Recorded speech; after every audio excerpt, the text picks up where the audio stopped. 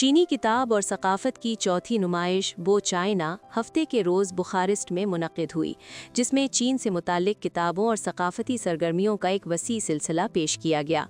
एक रोज़ा नुमाइश में सियासत और मईशत, सकाफ़त और तारीख़, अदब और चीनी ज़बान सीखने से मुताल्लिक़ अशायतें शामिल थीं, जो चीन और रोमानिया के दरमियान बढ़ते हुए सकाफ़ती तबादलों की अक्कासी करती हैं। रोमानिया में चीन के सफ़ीर चिनफिंग ने तकरीब से खिताब करते हुए कहा कि दोनों ममालिक ने इशाती शोबे में ख़ास तौर पर दो तरफ़ा तराजिम के मैदान में तवील अरसे पर मुहीत ताउन कायम किया है।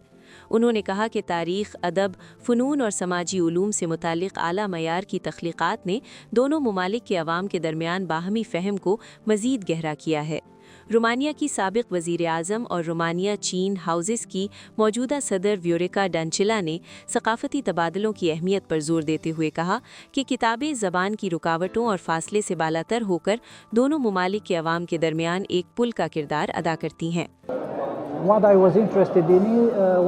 मुझे ख़ास तौर पर बेल्ट एंड रोड इनिशिएटिव से मुताल्लिक़ कुछ किताबों में दिलचस्पी थी, और इसी तरह चीन में हाई स्पीड रेल की तरक्की से मुताल्लिक़ किताबों में भी। ये इस बात की एक मिसाल है कि चीनी अवाम किस तरह बहुत कम अरसे में आला टेक्नोलॉजी की सतह पर शानदार कारकर्दगी दिखा सकते हैं। किताबों के साथ साथ नुमाइश में सकाफ़ती तजर्बाती हिस्से और बच्चों के लिए सरगर्मियाँ भी शामिल थीं, जिनमें खत्ताती, चाय की तकारीब, तख्लीकी अमली वर्कशॉप्स और लोबान लॉक पजल्स शामिल हैं।